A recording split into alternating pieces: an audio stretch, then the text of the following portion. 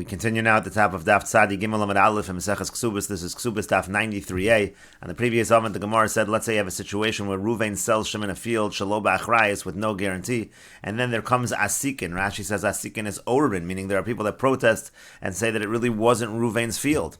So Ad Shalo Hechzik Ba, so before he makes an actual Chazaka, before Shimon takes possession of the field, Yachol Achzer Bo, so he's still able to go back, he can renege on the sale, say he doesn't want to purchase the field. But but once he already takes possession of the field, when he makes a chazaka, Eino Yachol Achzer Bo, at that point he cannot renege, he can't go back. Misham Do'amar Le, because he says to him, meaning the seller can say to the buyer, Chaisa de Kitri Savart Vikabilt. As Rashi explains, Chaisa Sak Katan means a small bag, a small sack. The Kitri Molek Sharam, you bought a small sack full of knots. That's what you bought. You understood, in other words, that you were taking a risk when you were buying this property. As Rashi says, Savart v'kabilt b'dmei chatichas kesef k'lomer nisratzis la'avid mosecha misafik. You were willing to lose your money because there was a doubt over here. There was a risky investment, and therefore you will lose out in this case. And the Gemara continues, but at what point in time is considered a chazaka? When is it considered that the purchaser has taken possession? And the Gemara answers, it's considered possession when he surveys the property, when he walks around the boundaries of the property. And the Gemara continues, there are those that say, afilu b'achrayis nami, even if Ruvain sold it to Shimon b'achrayis, even in that situation, as Rashi says, afilu b'achrayis nami mochrolo eno yochol achzer bo. Even if it wasn't so risky, even if there was a guarantee on the sale, still he's not allowed to renege on the sale, machmas asikin, just because there are some people saying that it wasn't Ruvain's property. We don't say, well, why can't he just renege? Because in the end, if it gets taken away from him, he's just going to go to court and get his money back from Ruvain anyway, so why not renege? No, even in a situation of achrayas, he cannot renege. Because the seller can say to the buyer, you have to show first that it was collected, show that it was taken away from you, and then you'll be able to come to court and get your money, but you can't just renege on the sale. Rashi over here says, show the shtar of collection from Bezin. In other words, there has to be a document that shows that this was repossessed and taken away from you. Bedin justly, and then you can come and collect from me. But if it hasn't yet been taken from you, I'm not going to pay. There are many times where you have protesters who don't actually win the court case, and therefore we have to wait to see how it plays out before I'm going to pay you back. And the Gemara continues with the Mishnah, Misha haya nasoi shalosh nashim. Let's say a person is married to 3 wives, Vames, and he dies. Ksubasa shel zu mana. The ksuba of one of the wives is mana, is 100 dinar.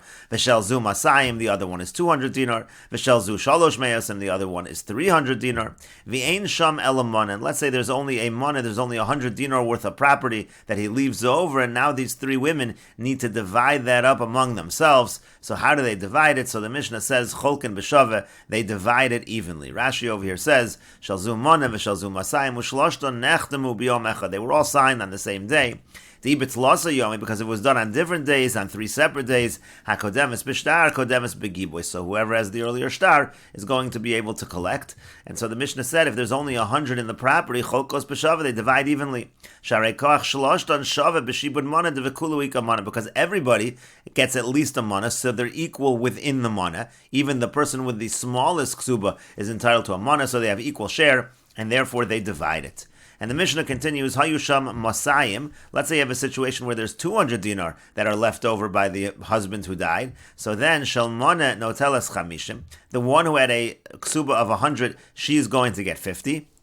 Shel Masayim, Shel Shalosh Meos, and the one who had 200 and the one who had 300, Shlosha Shel Zav, so they're going to take 3 dinare Zahav. Rashi over here explains, Hayusham Masayim Ein Lebalas Mana Shibud Ela B'Mana Rishon. So in that case, that first 100, the person who had an 100 ksuba, she only has a share in that first 100.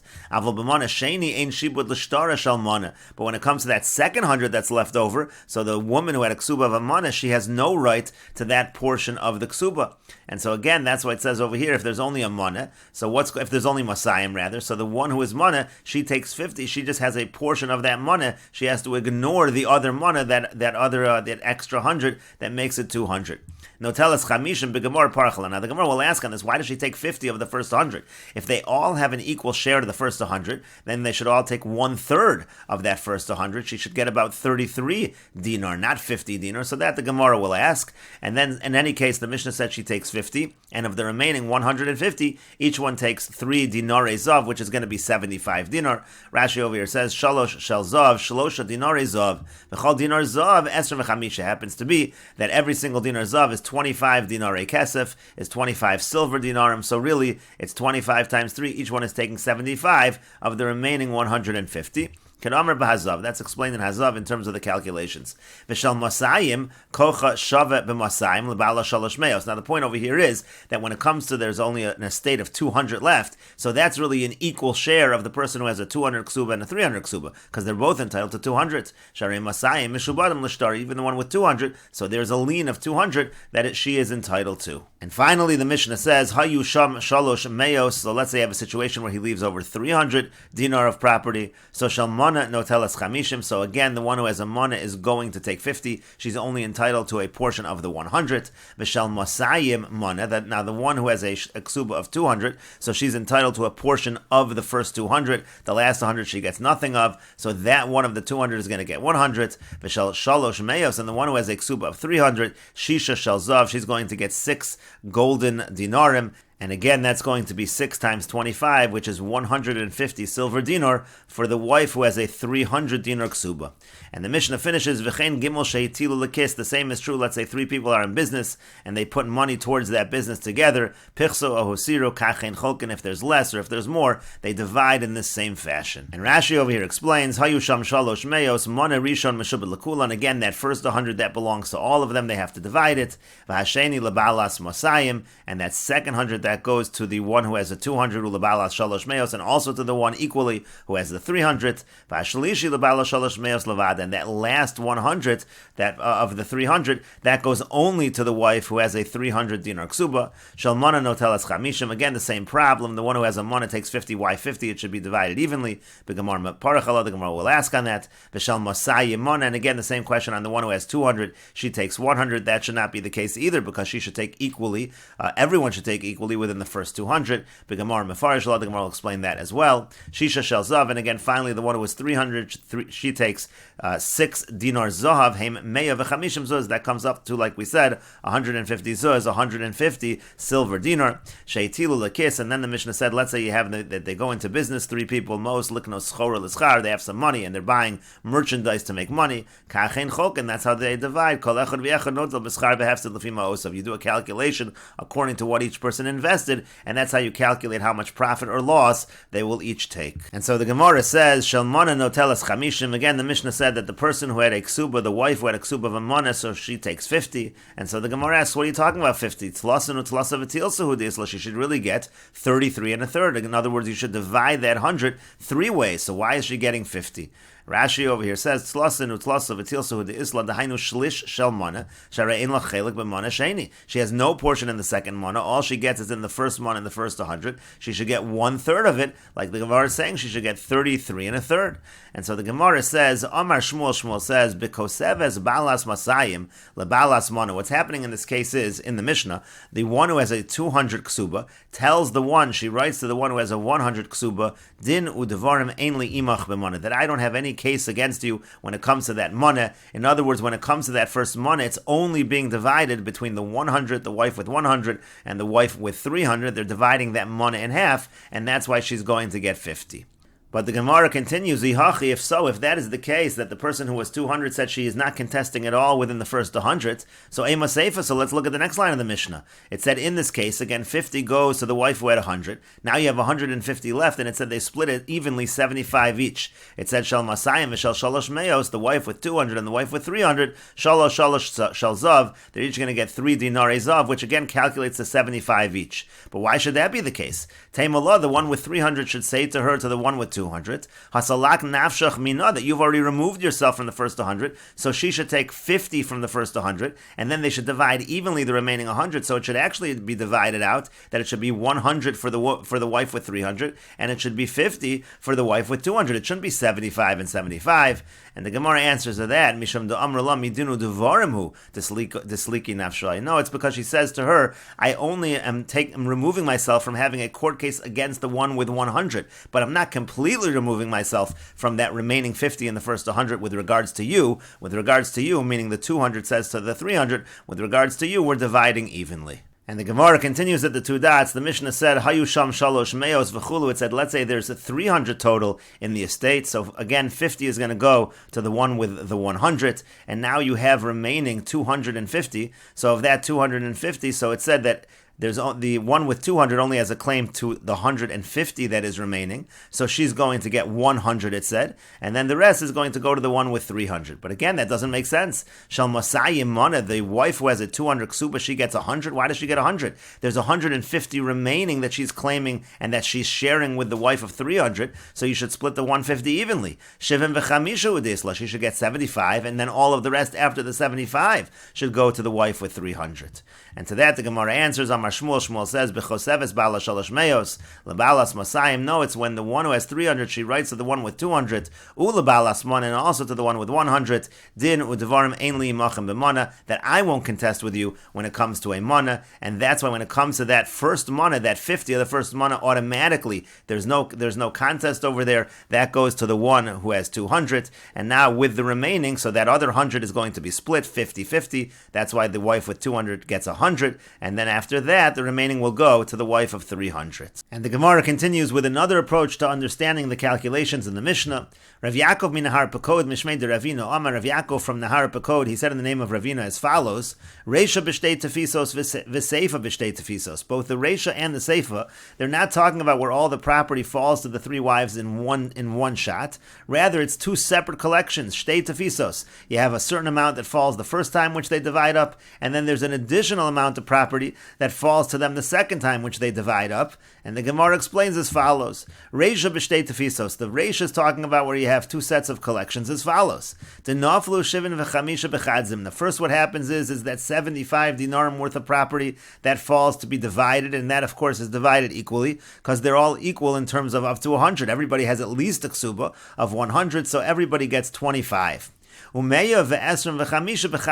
now we have a remaining 125 in the ratio of the Mishnah. Now of the remaining 125, so far everyone's got 25. So of the remaining 125, in 75 everybody is equal.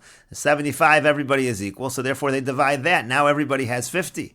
And so and now what's remaining is going to be 50, and that's only going to be split between the 200 and the 300, the wife with 200 and the wife with 300, and so therefore what you end up having is 75, 75, and 50. And the Gemara continues, Seifa b'shtei tfisos, the Seifa of the Mishnah as well, that's with two separate collections. The naflu shivim v'chamisha b'chadzim. The first, what happens is that 75 dinar worth of property that falls to them in one shot. Umasayim v'esrim v'chamisha b'chadzim. And then there's another 225 that falls to them the second time, and they have to divide that up. Rashi over here explains the math. Seifa b'shtei tfisos, umasayim v'esrim v'chamisha b'chadzim. Again, first you have 75, then you have the remaining 225. Ayin heminayu yad kulon shavinbo. Rashi says the first 75, everybody's equal. Everybody has a ksuba of at least 100, so they divide the 75 evenly, and everybody has 25. Now we have again a remaining 225. Ubalas masayim shalogavsa betvisa rishona ela esrim v'chamisha. Now the one who had a 200 ksuba, so she, like everybody else, she only got 25 in the first collection. So now when it comes to the remaining 225, ba loriv al shniya al kuf ayin hey. So that by the second collection, she has rights to argue over 175 of it, because 175 plus 25 equals her 200. Upalgi ayin hey bein shloshtan. So what's going to happen now is that 75 of this 175, so if 75 of it, they divide that all evenly, because again, everybody has at least 100, they've already collected 25, you have 75, they argue over equally. V'nimtza biyad kol achaz chamishim. So now it comes out at this point in time, everybody has 50, and we've taken care of 100 of it. Now we have have 100 remaining. Umeya bein balas masayim ubalas shalosh meyos. Now the 100 remaining that the other two are arguing over, meaning the 200 and the 300 wife, they argue over the next 100. They divide it evenly. That's 50 each. So therefore, you're going to add another 50 to what they have. So at this point, everybody had 50. Now the 200 and 300, they both have 100. V'chatzi meya shenishar. Now, when it comes to the last 50 that remains, kula lebalas shalosh meyos. So now the one who has 300 ksuba, she's going to get all of it. Nimsis, it comes out, shel mona notelas chamishim. The one who had a ksuba of a mona, she's going to end up getting 50, like we said. V'shel masayim mona. And the one who had 200, she's going to end up getting a total of 100, because she's going to get, again, the 25, plus she's going to get an extra, another 75. V'shel shalosh meyos. And the one who had a 300 ksuba kufnun, she's going to have 150, shein shisha dinarei zav, which is 6 dinarei zav. And the Gemara continues, Tanya, we learned in a Brisa, Zu Mishnas Rabbi Nosson. Everything we learn, that's the teachings of Rabbi Nosson. However, Rebbe says, Rebbe disagrees with this type of division, and he says as follows, Ein ani roa devar of Shal Rabbi Nosson. I do not see the words of Rabbi Nosson. I don't agree with Rabbi Nosson. Ba'elu, in these particular cases, Elacholkos b'shava. Rather, in all of these cases, these wives, they're going to divide everything evenly. Rashi over here says, Ein ani roa devar shel Rabbi Nosson ba'elu. I don't agree with this with Rabbi Nosson.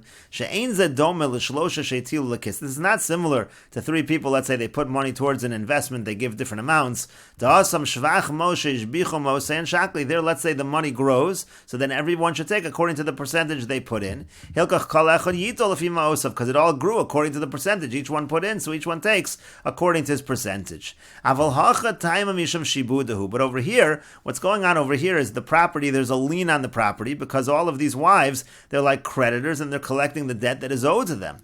And all of this person's property, this husband's property, there's a lien on that property towards each of the ksubas, even towards the one who only had a ksuba of 100.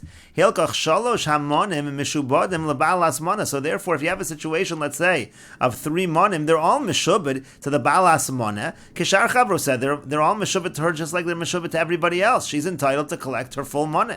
Ad shetigba kol ksubasa, until she collects her entire ksuba. So she has a right really to collect 100 just like everybody else. Lafika cholkos b'shav, and for that reason, therefore, really they have to divide everything evenly. So let's say you had a situation where you had 300 dinar that fell to them, so she's entitled to 100, just like everyone else is entitled to 100, and therefore each one will take 100. And what happens to be that her 100 will be her full payment, and the people who have 200 or 300 ksubas, they're not going to get their full payment. They're also only going to get 100. They're going to get a certain portion of the full payment, but they will not get the entire thing, and it won't go according to the percentage of ksuba that each of them has.